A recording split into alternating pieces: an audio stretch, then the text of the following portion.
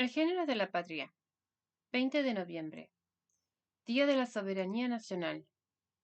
Defender la soberanía de la patria. El 20 de noviembre, Día de la Soberanía Nacional, se conmemora la heroica resistencia del pueblo en la vuelta de obligado del río Paraná, frente al avance de potencias extranjeras que pretendían controlar la navegación de los ríos interiores. El valor y la audacia de Petrona Simonino, junto a otras mujeres en el frente de batalla, da cuenta de la voluntad de todo un pueblo por defender la soberanía nacional, reafirmar la independencia y consolidar la autonomía de la patria.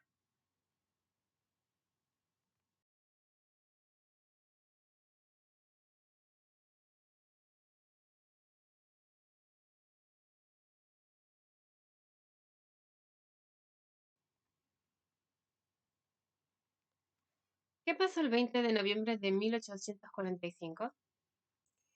El 20 de noviembre de 1845 se produjo la batalla de la Vuelta de Obligado sobre el río Paraná, en la zona de San Pedro, provincia de Buenos Aires.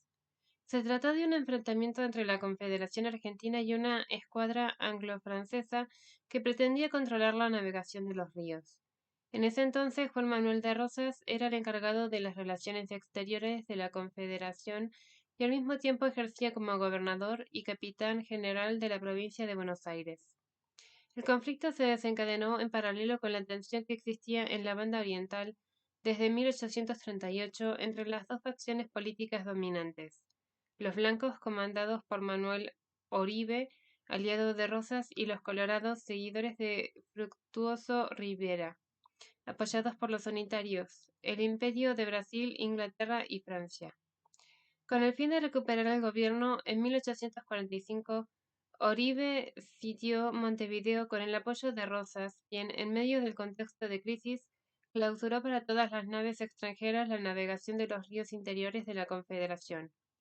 Con el pretexto de garantizar la libre navegación de los ríos y el libre comercio, la flota anglo-francesa respondió bloqueando el puerto de Buenos Aires e incursionó en el río Paraná, un desafío a la soberanía de la Confederación y el poder de Rosas.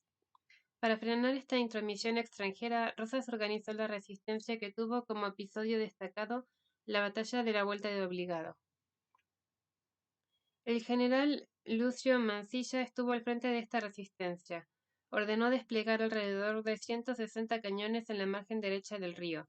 Hizo tender 3 gruesas cadenas de costa a costa, apoyadas en más de 20 lanchones, muchos de ellos cargados de explosivos, y dispuso en ambos lados de la costa a cuantiosas milicias integradas principalmente por gauchos. Mujeres como Petrona Simonino fueron partícipes de una resistencia que, tras casi 8 horas de combate, ocasionó un número considerable de muertos y heridos en las filas de la Confederación. El combate culminó con el triunfo militar de la flota anglo-francesa, un logro que sin embargo no pudo ser capitalizado políticamente. En distintos puertos del río Paraná, la flota anglo-francesa fue resistida y sus productos no fueron aceptados para el intercambio comercial.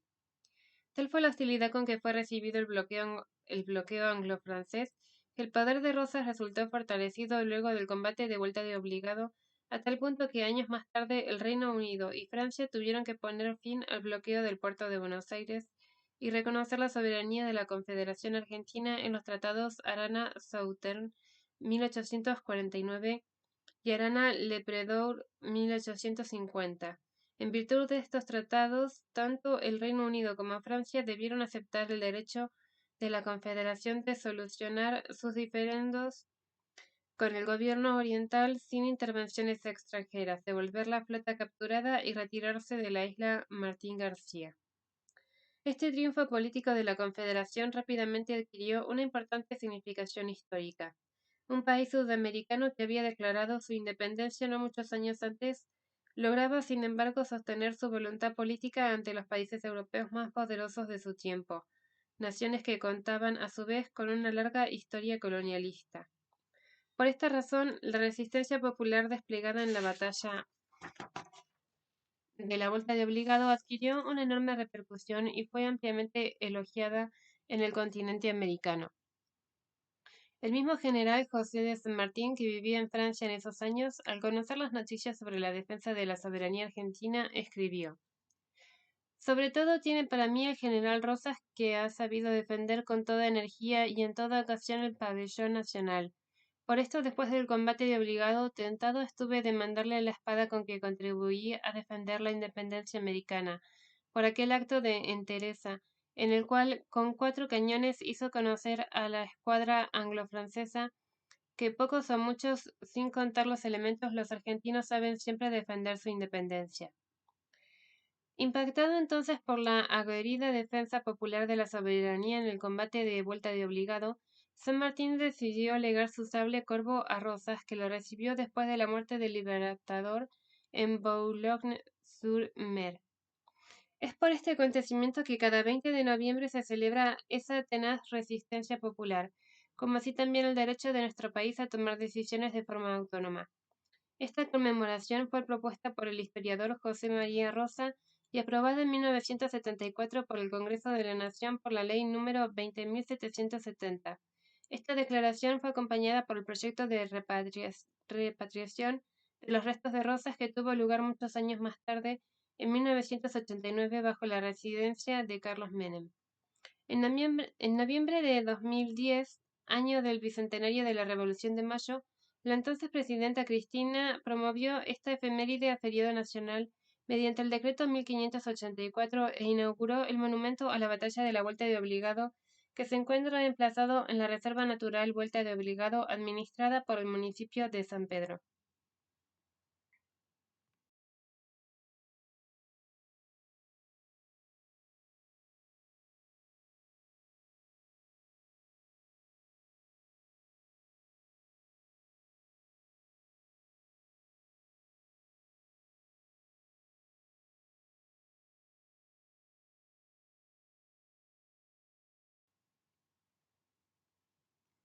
¿Quién fue Petrona Simonino? En la batalla de la Vuelta de Obligado participaron numerosas mujeres que, como enfermeras, auxiliares de los artilleros o acompañantes de los combatientes, pusieron en riesgo su vida ante las potencias agresoras. Entre las patriotas se destacó un grupo de damas de San Nicolás y San Pedro que abastecieron con proyectiles a los combatientes y que auxiliaron a los heridos. Josefa Ruiz Moreno, Rudecinda Porcel, María Ruiz Moreno, Carolina Suárez, Francisca Navarro y Faustina Pereira respondían a Petrona Simonino según el parte de guerra, heroicas mujeres que el relato histórico no supo reconocer con justicia. Hija de padre francés y madre criolla, Petrona Simonin, llamada Simonino por los nicoleños, nació en San Nicolás, provincia de Buenos Aires, en 1811. En 1832 se casó con Juan Silva, un hacendado de la zona con quien tuvo 8 hijos. Ambos participaron en la batalla de Vuelta de Obligado, él como capitán de la milicia norte y ella auxiliando a los combatientes. Al inicio de las acciones, el 20 de noviembre de 1845, la valiente nicoleña auxilió a los infantes, artilleros y milicianos en el campo de batalla. Sus tareas consistieron en ofrecerles en medio de la polvareda y del fuego enemigo agua fresca, primeros auxilios y la colocación de vendajes. Junto a otras mujeres que también contribuyeron en la contienda, hacían las veces de enfermeras y trasladaban los heridos fuera del alcance de las balas y el cañoneo anglo-francés que provenía desde el río Paraná. La tarea de Petrona Simonino adquirió gran relevancia dado que 100 cañones de grueso calibre disparaban sin cesar contra las fuerzas federales. En el parte de guerra confeccionado por el general Mansilla, se la cita de forma especial con la siguiente mención. Tuvieron que dejar aquel lugar bajo un fuego abrasador para alejar las carretas del parque, con crecido número de heridos y familias en las cuales se distinguió por su valor varonil la esposa del capitán Silva, doña Petrona Simonino. Como ya se dijo, no fue la única mujer con protagonismo en esta batalla, tal como dejó consignado Francisco Crespo, el ayudante de Lucio Mansilla, en el parte que envió a Rosas. También han muerto con heroicidad varias virtuosas mujeres que se mantuvieron en este sangriento combate al lado de sus esposos, hijos o deudos, socorriendo a sus heridos y ayudando a los combatientes en la defensa del honor argentino. La intervención de Petrona Simonino en el combate de vuelta de Obligado no debería pensarse entonces como un caso aislado. En Historia de Mujeres en la Sociedad Argentina, la historiadora Dora Barrancos enumera a las mujeres que se sumaron con convicciones propias a las luchas políticas y militares en este contexto histórico tan complejo. En la propia órbita familiar del rosismo sobresalen los ejemplos de mujeres con poder propio, como Agostina López Osornio de Rosas, madre de Rosas, Encarnación Ezcurra, esposa de Rosas, quien tuvo una participación crucial en la Revolución de los Restauradores, ya que dirimió a favor de Rosas el poder dentro de las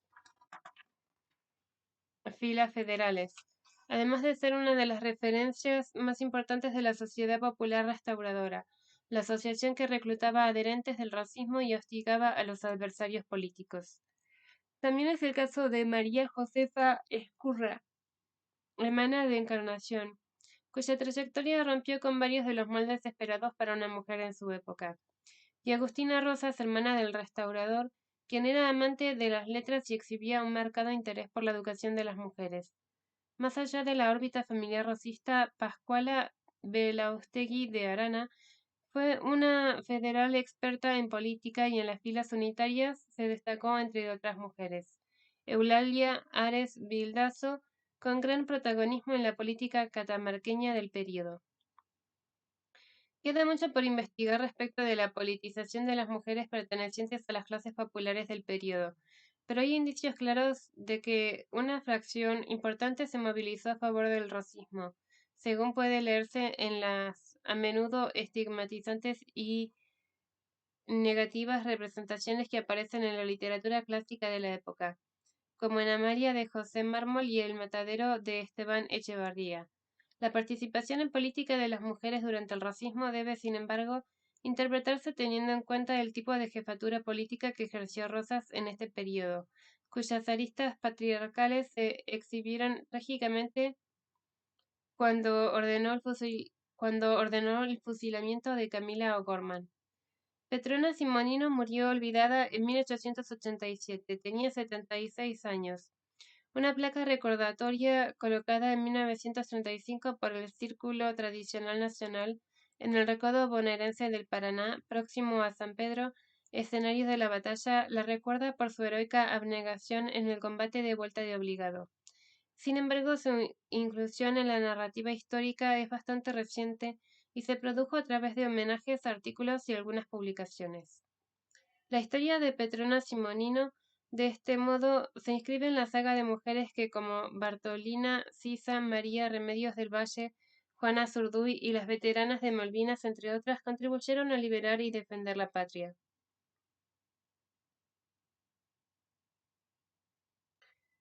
Sugerencias de actividades. Nivel inicial.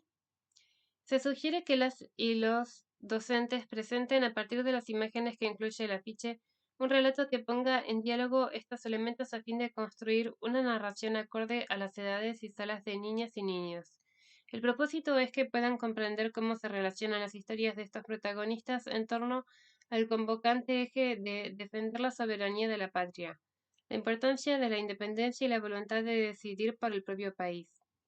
En línea con la actividad anterior, se sugiere detener la mirada en el retrato de Petrona Simonino para compartir con las niñas y niños la información sobre su vida y su participación en la batalla de Vuelta de Obligado. Algunas de las preguntas que organizan la puesta en común pueden ser: ¿conocían a Petrona Simonino? ¿Por qué creen que habrá decidido participar de la batalla junto a otras mujeres? ¿Les parece importante las tareas que realizaban? ¿Existí- ¿Existirían en esa época las mujeres soldadas? ¿Qué frase podría acompañar al nombre de Petrona Simonino en función de su participación en la Vuelta de Obligado? Complementariamente, se sugiere compartir con las niñas y niños el video de la excursión de samba en la Vuelta de Obligado para luego reflexionar sobre la importancia de cuidar la soberanía e indagar los motivos por los que se luchaba. De este modo se puede organizar un intercambio en torno a preguntas tales como: ¿qué personajes históricos reconocen en esta historia? ¿Hay algún personaje nuevo o que no conocían hasta ahora? ¿Cuáles son los países más poderosos y de qué modo se los presenta en el video? ¿Por qué creen que querían dominar el río de Paraná? ¿Qué estrategia utilizó el general Rosas para enfrentar la batalla? ¿Por qué creen que es importante recordar estos hechos?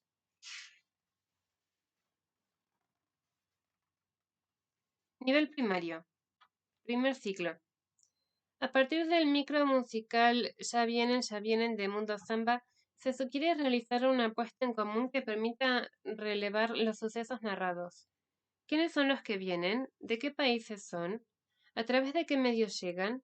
¿Qué buscan en nuestras tierras? ¿Vienen de forma pacífica? ¿Por qué es importante la navegación de los ríos? ¿Por qué aparecen cadenas? ¿A qué hacen alusión? Por otra parte, las alumnas y alumnos podrían investigar cómo era nuestro país en esos años, cómo estaba organizado políticamente, cómo era la relación entre las provincias y qué conflictos las atravesaban. También se sugiere indagar sobre la figura de Juan Manuel de Rosas y su relevancia en la historia argentina. Se propone que las alumnas y alumnos observen con detenimiento la ficha y señalen qué aspectos les llaman la atención. Si ya conocían algunos de los elementos presentes para intercambiar inquietudes o preguntas que surjan. Luego pueden continuar indagando acerca de la relación que tienen estas imágenes entre sí. ¿Habían escuchado hablar sobre Petrona Simonino y la batalla de la Vuelta de Obligado? ¿Conocen otras historias de mujeres que defendieron la patria? Se sugiere, por otro lado, que presten atención a la frase defender la soberanía de la patria. ¿Qué les parece que quiere decir? ¿En qué los hace pensar? ¿Por qué les parece que dicha frase habla del pasado pero también del presente? Segundo ciclo. Se propone que las alumnas y alumnos reflexionen acerca de las disputas de la Confederación Argentina con Francia e Inglaterra que llevaron al enfrentamiento en la batalla de la Vuelta de Obligado. ¿Cuáles fueron las causas del bloqueo francés en 1838? ¿Cómo afrontó Rosas esa situación? ¿Cómo se resolvió el conflicto y cuáles fueron sus consecuencias? ¿Qué demandaban las potencias imperialistas? ¿Cuándo y en qué condiciones se produjo el levantamiento del bloqueo anglo-francés? ¿Qué saldo dejó la resolución de este conflicto para la Confederación y para América del Sur? En relación específicamente a la batalla de la Vuelta de Obligado, se sugiere que las alumnas y alumnos reflexionen acerca de las siguientes preguntas. ¿Por qué es importante revalorizar la participación de mujeres en estas contiendas, como en el caso de Petrona Simonino y el grupo de damas de San Nicolás y San Pedro? ¿Por qué piensan que en el parte de guerra confeccionado por el general Mansilla a cargo de la defensa de la tropa de la Confederación se refiere a doña Petrona distinguiendo su valor varonil? ¿Por qué se asocia en este documento el valor, el patriotismo y la heroicidad a rasgos masculinos? ¿Con qué rasgos se ha asociado históricamente a las mujeres? ¿Ha cambiado esto con el paso de los años? Nivel secundario. Visto desde nuestros días, podemos pensar el Día de la Soberanía Nacional como una fecha que muestra cómo un pueblo se organiza para luchar por una causa que considera justa. Se sugiere que las y los estudiantes, acompañados por sus docentes, reconstruyan la historia de sus barrios, ciudades o provincias, intentando elegir un episodio en el que también se haya manifestado la voluntad de ejercer la soberanía popular y que en estos términos pueda ponerse en diálogo con la batalla de 1845. ¿Cuál fue y por qué razones la vuelta de obligado de tu barrio, de tu ciudad, de tu provincia? En el afiche se nombran distintas mujeres que tuvieron una participación política importante en el periodo.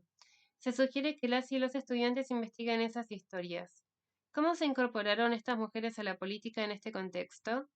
¿Qué papel cumplieron en los conflictos políticos del periodo? ¿Cuáles fueron las mujeres ligadas en cambio al unitarismo? Hay otras muchas mujeres a su vez cuyos nombres resultan más difícil de identificar, las que pertenecían a las clases populares. Se sugiere indagar entonces por qué los gobiernos de Rosas, según admiten sus propios adversarios políticos, contó con apoyo popular y entre esos apoyos con el de las mujeres de estas clases. El período de Rosas concitó desde el siglo XIX una gran atención en los ensayos históricos y en la literatura nacional. Ha sido objeto de numerosas controversias y juicios contradictorios. Se propone que las y los estudiantes analicen dos obras clásicas: la película Camila, dirigida por María Luisa Bemberg, 1984, y la obra de teatro La mala sangre, de Gisela Gambaro, 1981, tratando de indagar cómo a través de la violencia política en la historia argentina también se pone de manifiesto la violencia contra las mujeres. Teniendo en cuenta que estas obras fueron producidas a finales de la última dictadura militar y los primeros años de la transición a la democracia, se sugiere reflexionar en torno al modo en que ambas obras pueden pensarse como un anticipo del discurso de los derechos humanos y el de los movimientos feministas centrados en la denuncia de la violencia patriarcal. Fin.